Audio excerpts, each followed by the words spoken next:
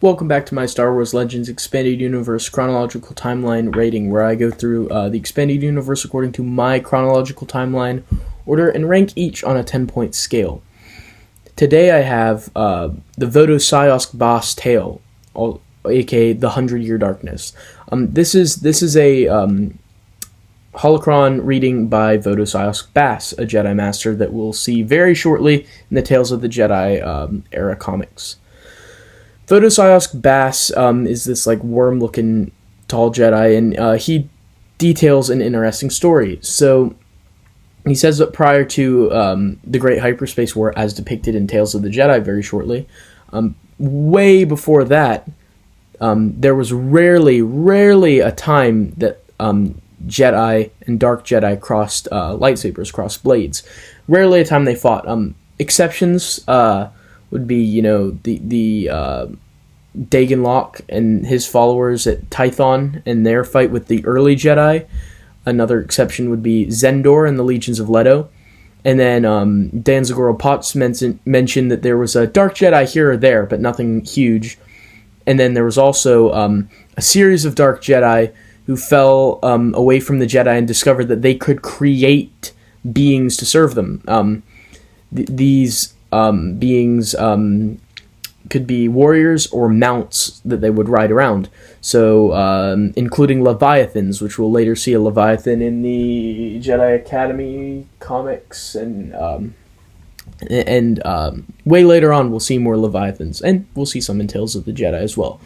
Now, the mounts, I think mounts could be also a connection to the UB Thornback Dragon, which was a design and alien Sith mount that the Sith used from the Galaxy magazine. So I think that could be one of the ones they created as well. And then there's obviously ones that we see in the Knights of the Old Republic comics that are Sith conjured creatures. So here we see for the first time them learning how to do that, which is very, very interesting stuff for sure. So the Dark Jedi who fall away from the Jedi learn how to manipulate these creatures, these forces, and can bend life to their will. The Jedi managed to stop them, though, and at Korbos, they managed to defeat them once and for all in a just mass murder, mostly. And the survivors, they exile out of Republic space. This was a big mistake. This is the creation of the Sith Order. Right here, by exiling these Dark Jedi, the Jedi created the Sith. Because they send these Dark Jedi out, and they discover the planet of Korriban. The planet of Korriban is home to a species called Sith. The Sith species. Now, there was a Sith species who was a Jedi, so it's unclear, the Sith who were Jedi came on the Tho-Yor, so I guess some were left behind and then they were forgotten or something.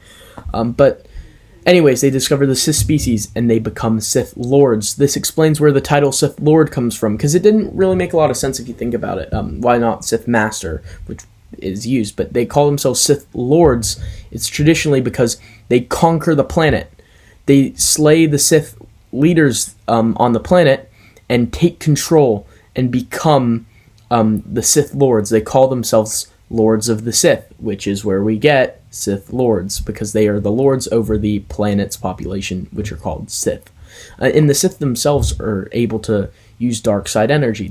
They've got a high tolerance for dark side energy, but the Dark Jedi known as Ajunta Pall becomes the leader there, and Ajunta Pall is kind of considered to be the first Sith by some fans. He's certainly an interesting Dark Jedi, and he slayed dozens of Jedi, it said, during the Battle of Korbos when the Jedi beat them back. So he's a very powerful warrior, clearly.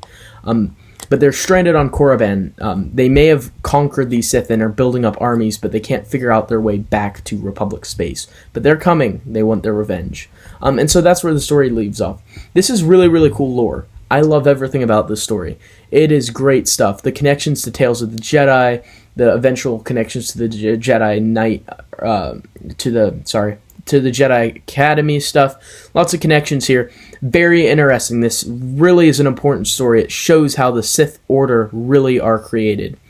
So this one is one that you can't skip, in my opinion. It's really short. It's only like 4 or 5 paragraphs. Won't take you long at all to read it. An editor's note, I never gave this a rating out of 10 stars. I would give it a 6 of 10. I don't think this is a skippable story because the lore implications are very important to the overall storyline of the Star Wars universe. I don't think you can skip this story as a fan reading through. It's not one of those ones that you can take it or leave it. I think this is a really important one that people need to read. So I give it a 6 of 10. It's a really solid story. So this story was written by Ryder Windham in Jedi vs. Sith: The Essential Guide to the Force. It takes place around 6,900 BBY, published in 2007. It's a short story. It was published by Del Rey. I didn't cover that earlier because I was so excited to get into talking about the story itself. So overall positives, great story, lots of lore references. It's written really well. It's a very interesting, captivating story that kept me engaged from the first paragraph to like the 6th paragraph. Really good stuff. Short, sweet, very good. If this had been any longer, like, it was the perfect length. Everything about the story is perfect, in my opinion. I really love this story. The lore here is great stuff. And if you want it read to you, the Revanchist, Marcel Ryan, on YouTube, reads this story. The entire story he reads. So check out the link in the description. I've linked him. These very specific, the specific video is linked in the description. So go check him out because he reads this entire story. So if you want an audio reading of the story, go over there. If you're too lazy to read the story yourself, lazy people.